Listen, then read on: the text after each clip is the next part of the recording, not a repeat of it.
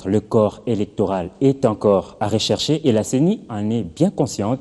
Ce mercredi, l'institution d'appui à la démocratie a donné le go aux travaux sur l'inscription des électeurs et utilisation de nouvelles technologies de l'information et de la communication.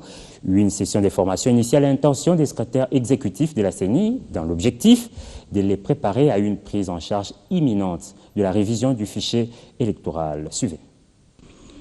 Le management actuel de la CENI a pour grande préoccupation notamment de mettre à la disposition du pays un processus d'enregistrement exact des électeurs en attendant que des aménagements soient faits pour disposer d'un registre d'état civil convenable comme l'exige la loi. Voilà qui justifie votre présence en ces lieux pour que vous soyez préparés à prendre en charge la révision imminente du fichier électoral avec tact et professionnalisme. Il est impératif d'investir en l'homme pour espérer obtenir des résultats probants. Nous sommes en train de baliser le chemin vers l'organisation des élections crédibles, transparentes, démocratiques et apaisées, telles que souhaitées par l'ensemble du peuple commun. Vous êtes appelés à mettre à profit les 5 jours de manière à ce que la CENI puisse rencontrer toutes les préoccupations soulevées par les parties prenantes. Sécurité, élections, dialogue ont occupé une bonne place de la conférence de presse hebdomadaire de la MONUSCO. La mission onusienne dit se réjouir de l'annonce de la mise sur pied très bientôt du comité préparatoire du dialogue. Je vous propose d'écouter les porte-paroles de la MONUSCO, Prosper Félix Bass. Pour la bonne tenue des élections ne sont pas des problèmes négligeables. Ce sont d'abord des problèmes sécuritaires liés à la sécurité des élections, ce sont des problèmes financiers, ce sont des problèmes techniques liés à la révision du fichier électoral et un certain nombre de problèmes sur lesquels la CENI et les autres acteurs sont en train de travailler. Maintenant, je ne peux pas présager à l'avance de la tenue de bonnes élections, mais une chose est sûre, pour que ces élections puissent avoir lieu, et ça c'est la position des Nations Unies, il faut que les Congolais s'accordent à aller vers un dialogue inclusif. Mais au niveau de la communauté internationale des Nations Unies de manière très générale, nous sommes déterminés à accompagner ce processus-là, à appuyer la révision du fichier électoral, à mettre en œuvre les bons offices à travers le représentant spécial du secrétaire général des Nations Unies pour amener toutes les positions à se réconcilier et qu'on aille à l'essentiel parce qu'il y a pratiquement plus de temps.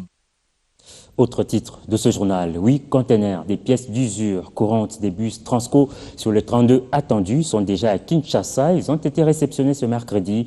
Cette cargaison pourra renforcer davantage la maintenance de ces bus de transport public. Avec un parc automobile de 500 bus pour un taux de disponibilité de près de 450, la société de transport public Transco vient de couvrir son autonomie d'une année en termes de survie et durée de ses engins. Des résultats d'une forte implication du gouvernement qui s'illustre à travers l'acquisition de 32 containers des pièces de rechange pour usure courante.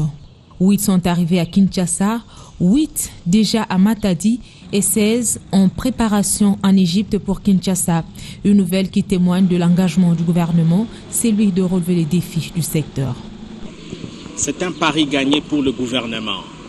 Parce que le gouvernement s'était engagé de nous accompagner, vu la modicité de prix appliqués dans nos bus, le gouvernement s'était engagé de nous accompagner pour compléter ce qui manque. Et ce qui manque, c'est justement les pièces de rechange. En termes d'apaisement, pour Kinshasa, ils doivent être rassurés que pendant une année, nous sommes couverts. Nous avons les bus disponibles tous les jours. Et donc, ils peuvent être tranquilles et compter avec Transco pour leur déplacement. Cette acquisition qui permettra d'épuiser les arriérés des bus immobilisés suite au manque des pièces se veut un pari gagné avec une année d'autonomie. Avec ces 32 containers de pièces de rechange, dont 8 viennent d'arriver, nous allons accroître les taux de disponibilité des bus sur nos routes. Les besoins en termes de transport des populations à Kinshasa nous demande plus de bus que ça. Donc nous avons un défi d'accroissement de notre parc à Kinshasa. Nous avons, au-delà de ces défis d'accroissement des parcs à Kinshasa et d'extension en province, il y a aussi un vrai défi d'amortissement des véhicules. Et ça, c'est très très important. Et donc nous travaillons sur ces différents chapitres. Et je pense qu'aujourd'hui, ce que nous pouvons dire, c'est que l'orientation, la direction est bonne. 4 474 000, c'est le montant décaissé par le gouvernement. Désormais, comptez avec Transco pour vos déplacements. Autre acquisition, c'est à Goma, dans le Nord Kivu. La police lacustre dispose désormais d'un canon rapide. Cet engin qui flotte sur les eaux devenues vertes du lac Kivu a été officiellement présenté à l'autorité provinciale mardi par le commissaire général de la police nationale congolaise, le général Charles Bisengimana. Suivez ce reportage de Patrick Sialoa. Il a officiellement flotté ce mardi sur les eaux du lac Kivu, le canot rapide de la police lacustre au Nord Kivu. Ce canot rapide a été présenté à l'autorité provinciale par le commissaire général de la police, le général Charles Bisengimana. Nous avons pensé utile qu'au niveau de la province Kivu, du Grand Kivu, le Nord et le Sud Kivu, que nous puissions organiser également une formation. Et bien, la formation a eu lieu à Bukavu, où un financement du gouvernement américain avec l'agence ANL a pu acquérir 3 bateaux. Le premier bateau est destiné à la province du Nord Kivu. Nous l'avons réceptionné à Bukavu et nous avons voulu l'amener ici avec un nombre de policiers qui ont été formés, officiers et agents qui ont été formés au Sud Kivu, pour que nous commencions par la province du Nord Kivu, où nous pensons qu'il y a plus de trafic illicite sur le lac Kivu ici, et lutter contre la contrebande. Avec l'instauration de cette police lacustre, finit la fraude minière qui souvent est pratiquée sur le lac Kivu, pense le gouverneur Julien Paluku. Ce bateau ici, ce canon rapide qui vient de nous être donné ce jour, comme vous l'avez si bien évoqué, va nous permettre de devoir traquer tous les criminels qui ont choisi le lac Kivu comme lieu de leur passage. Je me rappelle que dans plusieurs de nos réunions de sécurité, nous avons toujours décrié les passages nocturnes de minerais dans les lacs. Nous avons toujours décrié aussi le passage de beaucoup de produits dans les lacs qui sont incontrôlés et pour lesquels l'État perd un certain nombre de taxes et d'impôts qui devraient nous aider à poursuivre la mission de la révolution de la modernité. Et donc avec cette dotation, la police, aux côtés des forces navales, parce que les forces navales sont là pour la guerre, et pour nous, nous pensons que comme il n'y a plus de guerre grâce aux efforts que vous avez menés au sommet de l'État, eh bien la police va prendre en charge le reste du lac pour nous permettre de venir à bout de tous ces criminels qui sillonnent ça et là.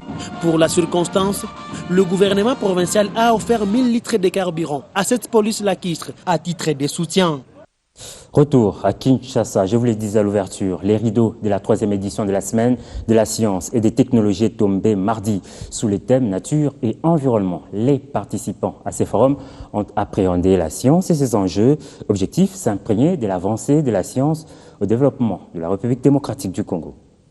Initié pour inciter à la culture de la science auprès des élèves congolais, aussi promouvoir le Made in Congo dans le domaine de la recherche, la semaine de la science et des technologies devient un haut lieu de partage des savoirs et la valorisation des œuvres des génies créateurs congolais. Cette 3e édition qui avait pour thème la nature et l'environnement a eu le mérite de susciter le goût au foisonnement d'expositions, de débats et d'initiatives auprès des passionnés de la science et de la technologie. La qualité et la pertinence de notre enseignement constituent aujourd'hui un défi important à relever au regard des besoins de l'employabilité des jeunes et du développement de la République démocratique du Congo. Comme à chaque édition, le village de la science vous a offert des expériences fort intéressantes qui démontrent que la science et les technologies sont à la portée de la Congolaise et du Congolais. Nous ne cesserons jamais de rappeler aux uns et aux autres l'importance de l'éducation dans la démarche vers l'émergence et le développement.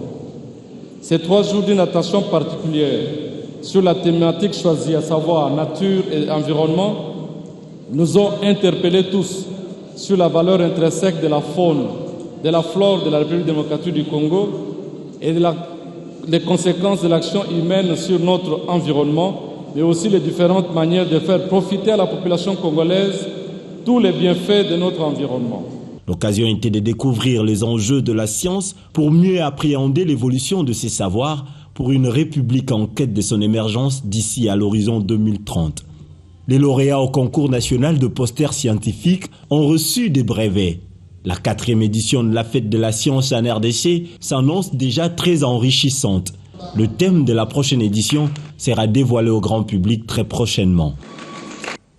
Le thème exploité lors de cette 3e édition de la Semaine de la Science et des Technologies pourrait être abordé à l'épreuve des dissertations, épreuve annoncée d'ailleurs cette année le 2 mai prochain. Dans quel état d'esprit se trouvent les candidats à l'épreuve des dissertations? Tentative de réponse dans ce reportage de Félix Matoudi.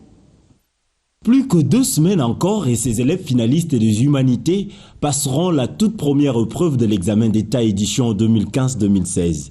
Il s'agit de l'épreuve de dissertation suivie de celle du jury oral et écrit. La dissertation qui consiste à rédiger une notion souvent qualifiée de difficile par certains candidats dont l'intérêt reste de bien rédiger un sujet choisi mais bien compris. La dissertation pour moi c'est un travail scientifique dans lequel on te présente un sujet, tu dois le développer, donner toutes les informations que tu connais sur ce sujet. Mais ce développement se fait selon des règles bien déterminées. L'homme n'est pas une île. Ça veut dire que l'homme n'est pas appelé à être seul. Le fait de dire une île représente la solitude. Et ça veut dire que l'homme est un être solidaire et non un être solitaire. Donc il n'est pas appelé à être seul, à vivre dans des endroits éloignés, mais il est appelé à vivre dans la communauté avec des gens. Une première pour la plupart des finalistes et candidats à l'examen d'État 2015-2016. À l'exemple de ceci, l'épreuve de dissertation demeure un instant à couper le souffle si la morale n'est pas au zénith. Ce n'est pas une épreuve difficile. Je sais que je me suis bien préparé. J'ai bien retenu mes leçons. Je suis prêt à un certain niveau, mais pas complètement. Pas complètement, parce qu'il faut encore plus s'approfondir, parce qu'une dissertation, c'est un peu comme une rédaction. C'est un peu comme une rédaction, mais sauf que là, c'est beaucoup plus de précision. La dissertation étant l'une des épreuves que passent les candidats finalistes des humanités avant la grande session des épreuves de l'examen d'État, les enseignants ainsi que les parents sont recommandés à apporter leur concours pour relever le niveau de réflexion de ces apprenants. Santé, vous le savez, c'est depuis l'année dernière que la RDC a été déclarée pays sans circulation du poliovirus sauvage, une situation qui n'empêche pourtant pas le gouvernement de maintenir le cap dans l'immunisation maximale des enfants contre la poliomyélite. Voilà tout le sens de la 2e phase de la campagne des ripostes lancée ce mercredi à Kananga, dans la province du Kasaï. Soleil Ntoumba. Coup d'envoi ce mercredi 13 avril 2016 de la 2e phase de la campagne de vaccination contre la poliomyélite au Kasaï central. La cérémonie présidée par Mme Innocente Bakanseka a eu pour cadre la maison communale de Lukonga. Dans son allocution, le représentant des organismes internationaux exhorte chacun à ce qui les concerne à l'appropriation de la vaccination. Dr Patrick Matala. Nous connaissons tous les conséquences dramatiques que pourrait engendrer une éventuelle récirculation du poliovirus sauvage en RDC. Afin d'éviter cela, le passage par une couverture vaccinale de routine élevée est incontournable. C'est pourquoi nous vous exhortons à renforcer votre engagement pour la vaccination de routine dans vos domaines respectifs pour une offre de services de qualité ainsi qu'une mobilisation active et efficace de la population à faire vacciner les enfants. Pour sa part, Innocente Bakanseka, représentante du chef de l'exécutif provincial, invite le parent à rendre disponibles les enfants afin de recevoir le vaccin de routine. Nous lançons de nouveau un appel solennel à tous les parents pour qu'ils présentent tous leurs enfants de 0 à 59 mois pour la 2e phase des journées nationales de vaccination qui se dérouleront du 14 au 16 avril 2016. Lors de cette phase, les vaccinateurs passeront de porte à porte pour vacciner tous les enfants. Ce 2e passage coïncide avec la semaine africaine de vaccination organisée au mois d'avril de chaque année en vue d'une mobilisation générale de l'opinion en faveur de la vaccination.